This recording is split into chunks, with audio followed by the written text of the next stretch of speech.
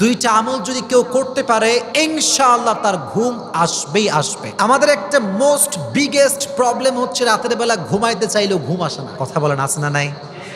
এটা কিন্তু biggest problem. এই বর্তমান সময় আমার কাছে মনে হয় যুবকদের সবচেয়ে বড় প্রবলেমের নাম হচ্ছে রাতের বেলা ঘুম আসে না হুজুর। রাত 2টা 3টা বেজে পার হুজুর, বাট আই ক্যান্ট স্লিপ, আমি ঘুমাইতে পারি না।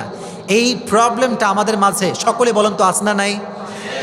This is the biggest problem of young generation. So how to overcome this problem? কিভাবে আমরা রাতের বেলা ঘুমানোর প্রবলেম দূর করতে পারি, এটা জানার দরকার আছে না নাই?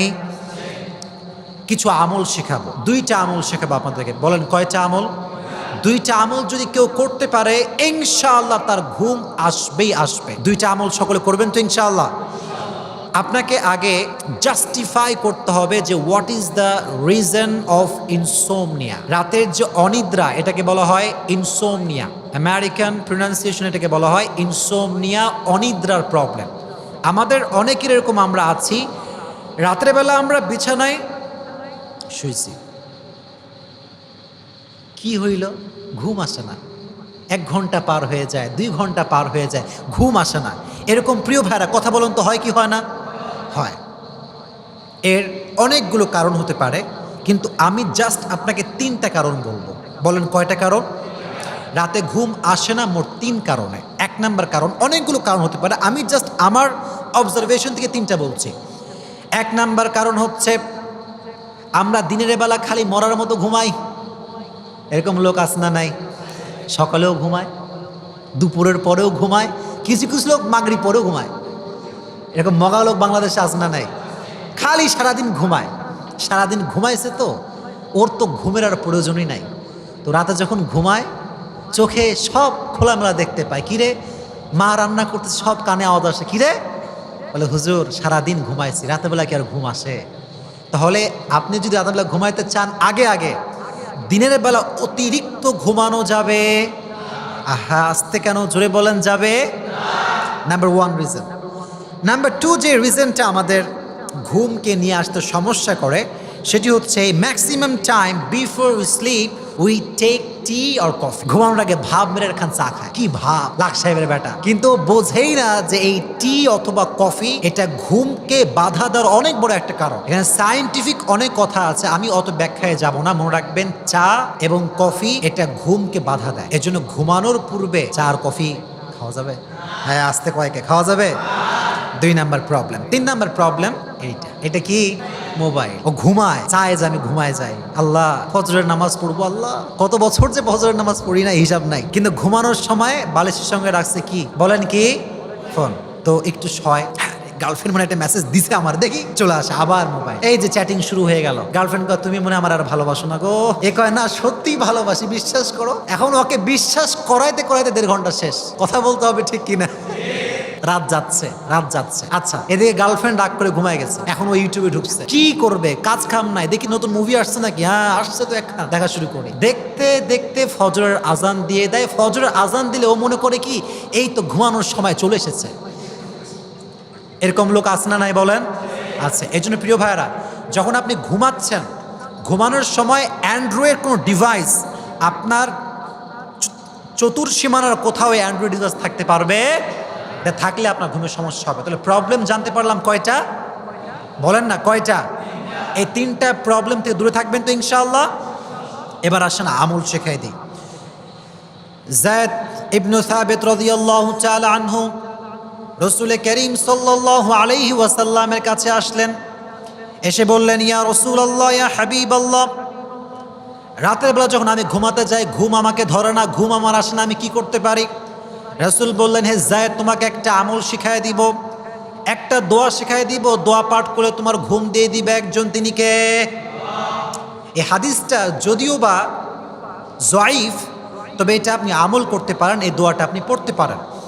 দোয়াটা আমার সঙ্গে সকলকে পাঠ করতে হবে, পারবেন তো ইনশাআল্লাহ?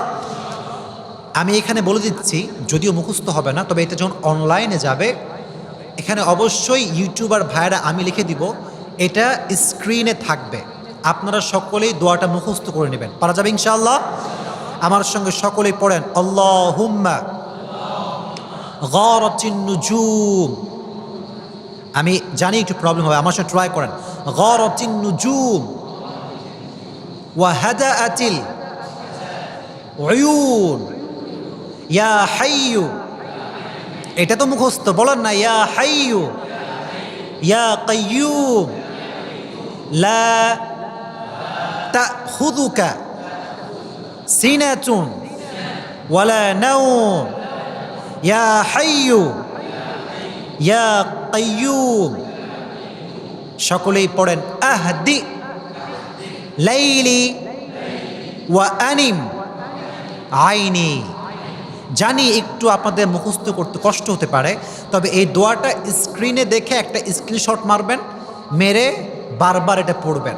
আর যদি মুখস্থ নাও করতে পারেন, ঘুমানোর পূর্বে মোবাইল ফোনটা বের করে জাস্ট দোয়াটা পড়ে ঘুমানোর ট্রাই করবেন। আশা করা যায় ইনশাআল্লাহ অতি দ্রুতই আল্লাহ আপনাকে ঘুম দেবে। সকলে বলেন ইনশাআল্লাহ। আল্লাহ তুমি আমাদের সবাইকে রাতের বেলা দ্রুত ঘুমাবার তৌফিক দিও। সকলেই পড়েন আমিন। 1 নাম্বার আমল। 2 নাম্বার আমল আপনারা জানতে চান সবাই? হ্যাঁ না কি কয় নাকি? জি, জোরে বলতে হবে না? আচ্ছা, আমলটা শিখিয়ে দিচ্ছি। সেটি হচ্ছে যদি আপনি রাতের বেলা আগে আগে ঘুমাইতে চান, ফজরের নামাজটা প্রত্যেক দিন বা জামাত আদায় করবেন। পারা যাবে ইনশাআল্লাহ। এখানে একটা সুন্দর বিষয় লুকায়িত আছে। কেন বলছি এটা? এজন্য বলছি, আপনি ফজরের নামাজ পড়তে পারবেন তখন রাতের বেলা আগে আগে ঘুমাবেন। কথা বলেন, ফজরের নামাজ আপনি বা জামাত আদায় করতে পারবেন তখন রাতের বেলা ঘুমাবেন আগে আগে যখন। এটার সঙ্গে এটা কানেক্টেড। এখন রাতের বেলা আপনি আগে আগে ঘুমাবেন কেমনে, এটা একটা প্রশ্ন। এটা তাহলে আমি আবার ওই সমস্যায় ফিরে যাই। সেই সমস্যাটা কি? ভোরবেলা থেকে নিয়ে একদম রাত 8টা-9টা পর্যন্ত অতিরিক্ত ঘুম আপনি কখনো দিবেন না। পারা যাবে ইনশাআল্লাহ। শোনেন, যদি রাতের বেলা আগে আগে ঘুমাইতে চান, এই যে জোহরের নামাজের পরের যে সময়টা, এই যে আপনি মগলার মতো খাইয়া ভুড়ি মোটা কইরা শেষ, ঘুমাইছে, আসর শেষ, মাগরিব শেষ, ওর 14 গুষি কোনো খবর নাই, এরকম ঘুম আসে না? নাই। এজন্য এটা খুবই ইফেক্টিভ একটা ইস্যু বলছি।